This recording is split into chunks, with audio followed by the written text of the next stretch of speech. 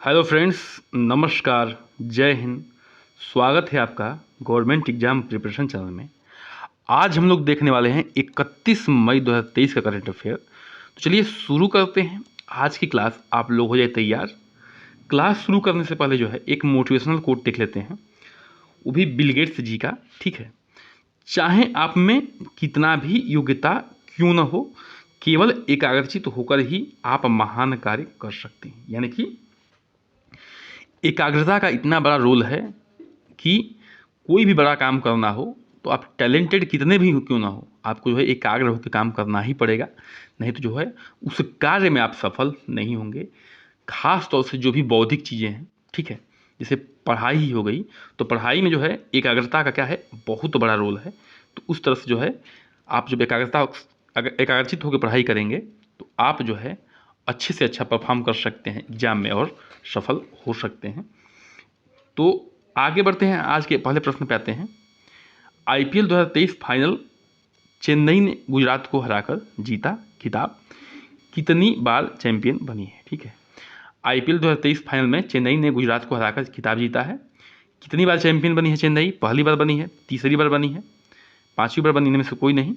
तो पहले का उत्तर हो जाएगा सी, यानी कि पांचवी बार जो है चेन्नई क्या बनी है, चैंपियन बनी है। तो ये देख सकते हैं, ये खिताब लेते हुए चेन्नई सुपर किंग्स की टीम है। कुछ की पॉइंट देख लेते हैं, एग्जाम की पॉइंट, खासतौर से आईपीएल के बारे में। सुमन गिल जो है ऑरेंज कैप 890 रन बनाए थे का पुरस्कार जीता है।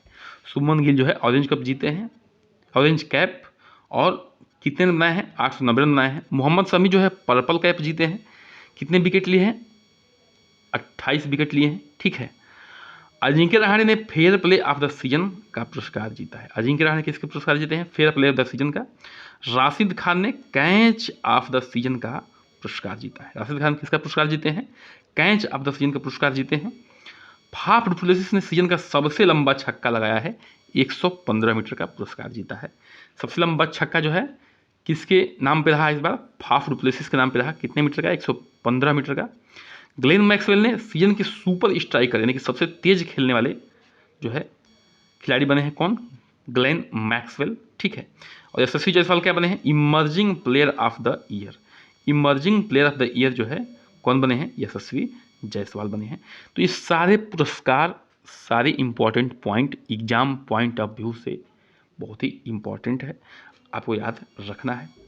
नोट पॉइंट 1 पे आते हैं। विश्व वैम्प दिवस 2023 30 मई को मनाया गया है।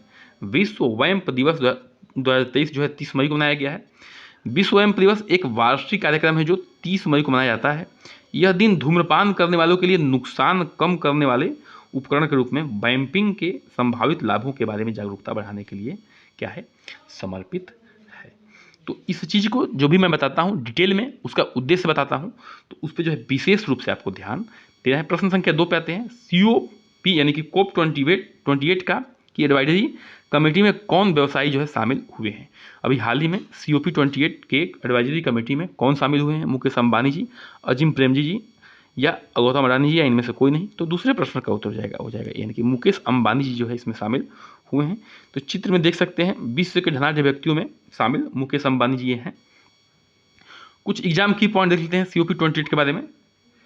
COP 28 UAE सलाहकार समिति के 6 महाद्वीपों के देशों के विचारकों की जलवायु विशेषज्ञता के एक साथ लाती है। ठीक है, जो नीति, उद्योग, ऊर्जा, वित्त, नागरिक समाज, युवा, मानवीय कार्रवाई की प्रतिनिधित्व करते हैं। इस समिति में कितने सदस्य हैं? 31 सदस्य हैं। इस समिति में कितने सदस्य? 31 सदस्य हैं। प्रश्न संख्या 3 पे आते हैं। कोविड जो है वर्ष की स्वास्थ्य सूचकांक रिपोर्ट जारी हुआ है, शीर्ष प्रदर्शन करने वाले राज्य कौन है? जो कोविड वर्ष की स्वास्थ्य सूचकांक रिपोर्ट जारी हुई है, उसमें जो शीर्ष पे प्रदर्शन करने वाले राज्य हैं वो कौन है? केरल है, तमिलनाडु है, तेलंगाना, या ऊपर के दोनों हैं? ऊपर के सभी होगा यहाँ पे, ऊपर के सभी, सॉरी, तो ये ऊपर के सभी हैं। ठीक है, तो इसका उत्तर हो जाएगा डी, ऊपर के सभी हैं। मतलब कि जो कोविड वर्ष के स्वास्थ्य सूचकांक रिपोर्ट जारी हुआ है उसमें केरल, तमिलनाडु और तेलंगाना तीनों जो है शीर्ष स्थान पे आए हैं। छोटे राज्यों में शीर्ष स्थान पे कौन है? सबसे ऊपर जो है त्रिपुरा है। छोटे राज्यों में सबसे ऊपर कौन है? त्रिपुरा है। और दिल्ली केंद्र शासित प्रदेशों में सबसे नीचे है। दिल्ली का स्थान जो है सबसे नीचे है, किसमें? केंद्र शासित प्रदेशों में। प्रश्न संख्या 4 पे आते हैं। पशुपालन और मत्स्य पालन विभाग द्वारा किस शहर को स्कॉच सिल्वर अवार्ड 2023 मिला है? पशुपालन और मत्स्य पालन विभाग द्वारा किस शहर को स्कॉच सिल्वर अवार्ड 2023 मिला है? चंडीगढ़ को, दिल्ली को, कोलकाता को, लखनऊ को? तो चौथे प्रश्न का उत्तर हो जाएगा यानी कि चंडीगढ़ को जो है ये अवार्ड मिला है। तो ये है इंडिया का मैप, और इंडिया का मैप में आप लोग देख सकते हैं ये है पंजाब और ये है हरियाणा, दोनों की राजधानी क्या है? ये चंडीगढ़ है। इसी को जो है ये अवार्ड मिला है। कुछ जान लेते हैं और इसके बारे में। चंडीगढ़ को विभाग द्वारा इलाज किए जा रहे पशुधन के मेडिकल रिकॉर्ड के कंप्यूटरीकरण के लिए ई गवर्नेंस के लिए स्कॉच सिल्वर अवार्ड 2023 मिला है। प्रश्न संख्या 5 पे आते हैं। एक्सपीओ सैटेलाइट किस देश का पहला ध्रुवीय मिशन है? एक्सपीओ सैटेलाइट जो है किस देश का पहला ध्रुवीय मिशन है?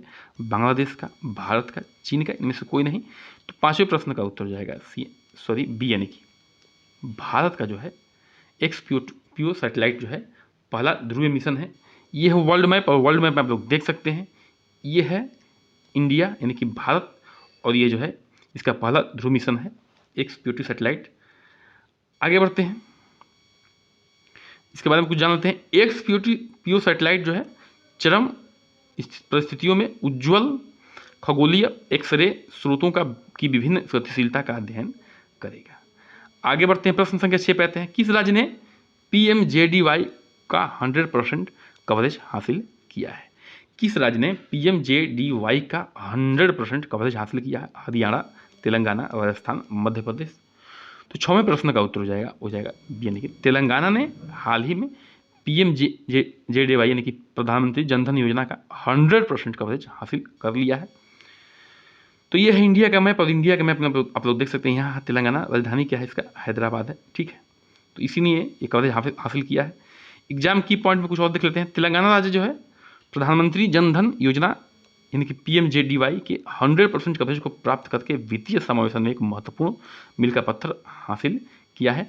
अगला पॉइंट क्या है? प्रधानमंत्री जनधन योजना के बारे में है। इसका उद्देश्य क्या है? वंचित वर्गों जैसे कमजोर वर्गों और कम आय वर्गों को विभिन्न वित्तीय सेवाओं जैसे मूल बचत बैंक खाते की उपलब्धता, आवश्यकता आधारित ऋण की उपलब्धता, विप्रेषण सुविधा, बीमा तथा पेंशन उपलब्धता कराना सुनिश्चित करना है। तो प्रधानमंत्री जनधन योजना का उद्देश्य ये है। आप लोग ये सब चीज़ों को पढ़ सकते हैं। प्रश्न संख्या 7 पे आते हैं। गिरीश चंद्र मुर्मू भारत के नियंत्रक थे, फिर से उनका पुनः चयन किस संगठन में हुआ है? गिरीश चंद्र मुर्मू जो है भारत के नियंत्रक थे, फिर से उनका पुनः चयन किस संगठन में हुआ है? विश्व स्वास्थ्य संगठन में हुआ है कि भारतीय दूरसंचार नियामक प्राधिकरण में, भारतीय प्रतिभूति और विनिमय बोर्ड में, या राष्ट्रीय बैंक में? तो 7वें प्रश्न का उत्तर हो जाएगा यानी कि फिर से इनका चुनाव जो है विश्व स्वास्थ्य संगठन में हुआ है। तो ये हैं गिरीश चंद्र मुर्मू जी, चित्र में आप लोग इनको देख सकते हैं। और विश्व स्वास्थ्य संगठन के बारे में कुछ जानकारी हम लोग ले लेते हैं। विश्व स्वास्थ्य संगठन यानी कि WHO 194 सदस्य देश हैं तथा 2 संबद्ध देश हैं, ठीक है। यह संयुक्त राष्ट्र संघ की एक अनुसांगिक इकाई है। क्या है? अनुसांगिक इकाई है किसकी? संयुक्त राष्ट्र संघ की। इसकी स्थापना कब थी? 7 अप्रैल 1948 को की गई थी। किसकी? WHO की। उद्देश्य क्या है इसका? संसार के लोगों के स्वास्थ्य का स्तर ऊंचा रखना, ठीक है। स्वास्थ्य स्तर को ऊंचा रखना उसका उद्देश्य है WHO का यानी कि विश्व स्वास्थ्य संगठन का। और अंतिम पॉइंट, मुख्यालय कहाँ है? मुख्यालय है स्विट्जरलैंड के जिनेवा शहर में WHO का क्या है? मुख्यालय है। तो इसी के साथ जो है आज का हमारा सेशन क्या होता है? समाप्त होता है। और अगर वीडियो अच्छी लगी तो चैनल को सब्सक्राइब करिए, लाइक करिए, शेयर करिए, कमेंट करिए, बने रहिए हमारे साथ। नमस्कार, जय हिंद।